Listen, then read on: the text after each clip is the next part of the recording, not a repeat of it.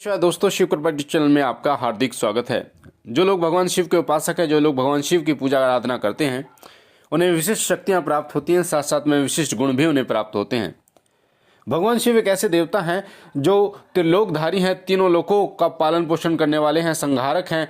सब कुछ जो है वो भगवान शिव में समाहित है। भगवान शिव एक ऐसे देवता हैं जो बहुत साधारण होते हुए भी इस संसार के खजाने को अपने अंदर समाहित किए गए हैं।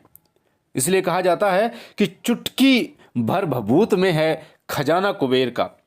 भगवान शिव इतने भोले हैं कि भाव को देखकर अपने भक्त की तमाम इच्छाओं को पूर्ण कर देते हैं।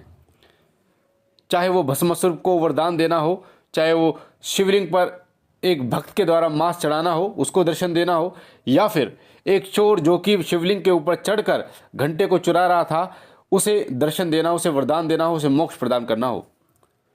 भगवान शिव ने उस व्यक्ति से कहा कि दुनिया मुझ पर फल फूल चढ़ाती है, दुनिया मुझ पर बेलपत्र चढ़ाती है, पर पहला भक्त है जो स्वयं तो मेरे पे चढ़ गया, जो खुद मुझ पे चढ़ गया।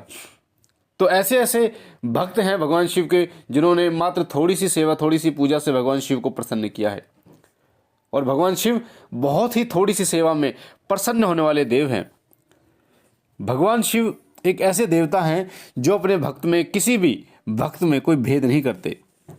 चाहे वो कोई साधु हो, संत हो, मानव हो, चाहे वो कोई राक्षस हो, सभी को जो सेवा करता है उनकी सभी को समान फल जो है वो भगवान शिव की कृपा से मिलता है। भगवान शिव जितने साधारण दिखाई देते हैं, उतने ही संसार की मोह माया से परे रहते हैं और उतने ही संसार के समस्त खजाने को अपने अंदर समाहित किए हुए हैं। भगवान शिव ने इस संसार की अमूल्य बहुमूल्य चीजों को अपने अंदर समाहित किया गया है, अपने शरीर में, अपनी आत्मा में समाहित कर रखा है। जैसे भगवान शिव का जो चोला है वो भस्म का होता है, और भगवान शिव चांद धारण करते हैं जो कि इस समस्त ब्रह्मांड में बहुमूल्य होता है। भगवान शिव वासुकी को अपने गले में धारण करते हैं माला के रूप में। साथ ही जहां देवता सोने चांदी के आभूषण अपने देह पर धारण करते हैं, वहीं बाबा भोलेनाथ बाघंबर धारण करते हैं, वहीं भस्म का श्रृंगार बाबा भोलेनाथ करते हैं। जो इस संसार में कोई भी व्यक्ति ऐसा नहीं जो हलाहल विष को धारण कर सके, ऐसे हैं बाबा भोलेनाथ, जो अपने कंठ में इस संसार को विनाश करने वाले हलाहल विष को अपने कंठ में धारण करते हैं, जो त्रिनेत्र धारण करते हैं, अपने भक्तों को भव से पार करते हैं। ऐसे हैं बाबा भोलेनाथ। तो जो बाबा भोलेनाथ की सेवा करते हैं, जो बाबा भोलेनाथ की पूजा करते हैं, उन्हें विशिष्ट शक्तियां प्राप्त होती है, विशिष्ट गुण प्राप्त होते हैं। अगर आप मात्र बाबा भोलेनाथ से प्रार्थना करते हैं एक धूप बत्ती लगाकर, तो भी बाबा भोलेनाथ आपकी तमाम इच्छाओं को पूर्ण करते हैं। पर आपको ये जानना होगा कि कहीं ना कहीं बाबा भोलेनाथ की कृपा आपके ऊपर है। तो जो बाबा भोलेनाथ की सेवा करते हैं, जो बाबा भोलेनाथ की पूजा करते हैं, उन्हें क्या क्या गुण प्राप्त होते हैं, क्या क्या शक्तियां प्राप्त होती हैं, वो मैं आपको बता देता हूँ। जब आप बाबा भोलेनाथ की सेवा शुरू करते हैं तो एक अलग सा तेज आपके अंदर उत्पन्न होता है। एक ऐसा तेज उत्पन्न होता है जो सामने वाले व्यक्ति पर गहन प्रभाव डालता है। एक ऐसा प्रभाव जो अध्यात्म से भी जुड़ा होता है, साथ साथ में आपके गृहस्थी जीवन से भी जुड़ा होता है, जो आपके गृहस्थी जीवन को सुखमय करता है।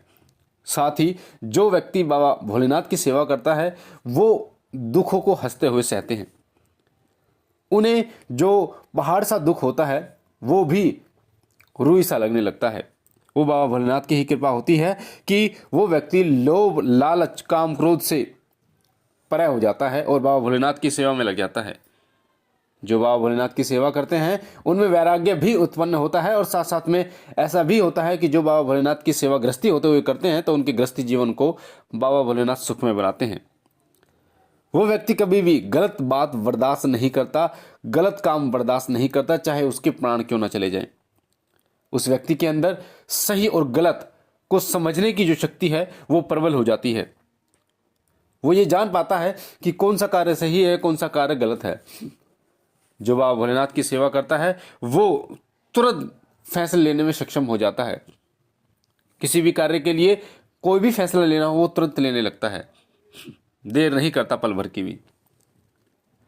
साथ ही जो बाबा भोलेनाथ की सेवा करते हैं वो खुद को दूसरे व्यक्ति की जगह रख कर ही सोचते हैं।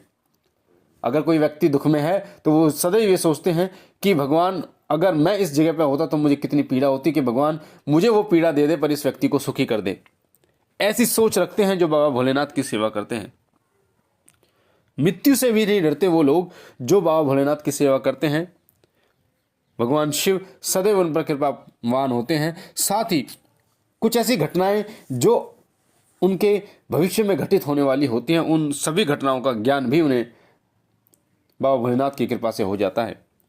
कई बार एक साधक, एक आम व्यक्ति जो पूजा पाठ करने लगता है तो बाबा की कृपा इतनी होती है कि उसके जो कुंडली शक्ति है वो जागृत हो जाती है और धीरे धीरे वो ऊपर की तरफ उठने लगती है और उसे सूक्ष्म जगत की, बहुत ही सूक्ष्म जगत की चीज़ें जो है वो दिखाई देनी शुरू हो जाती है। सपने के माध्यम से बाबा भोलेनाथ उसके जीवन में घटित होने वाली कई घटनाओं का संकेत देते हैं, साथ ही उसके रोजी रोटी में बरकत देते हैं और नए नए कार्य जो हैं वो खोलते हैं। जो बाबा भोलेनाथ की सेवा करते हैं वो भव से पार जाते हैं। और साथ ही एक और ख़ास बात होती है उन लोगों में जो बाबा भोलेनाथ की सेवा करते हैं कि जब वो किसी से बात करते हैं तो बाबा भोलेनाथ की ऐसी छवि छोड़ते हैं कि वो व्यक्ति भी बाबा भोलेनाथ की सेवा में लग जाता है और उन्हीं की सेवा शुरू कर देता है। जो व्यक्ति बाबा भोलेनाथ की सेवा करता है उसकी प्रार्थना तुरंत कबूल होती है। अगर वो किसी व्यक्ति के लिए प्रार्थना कर दे तो वो तुरंत कबूल होती है और उनकी कृपा से, बाबा की कृपा से वो व्यक्ति तुरंत ठीक होता है।